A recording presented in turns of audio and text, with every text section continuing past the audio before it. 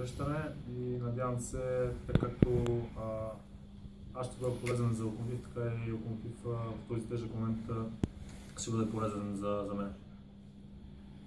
Колеги, ако имате въпроси? Как се стигна до преминаването в Локомотив? Нещата се случиха бързо. Разговарях с Илян Илиев, разбрахме се за 2-3 минути, след това говорих с господин Кошарски, с него се разбрахме също за имахме една среща, която продължи час. Всичко беше спонтанно и на момента и съм много съм радостен от развоя на нещата. Амбиции и очаквания? Амбиции са ми първо да започна да играя. Това е. Сами знаете, че преживях тежки 2 години. Това са ми амбициите. Чисто в индивидуален план, така в професионален и колективен план, мисля, че отборът на Локомотив разполага с страхотни футболисти, като качества, индивидуални, опит и няколко добри млади футболиста. Мисля, че отбора го чакат големи неща.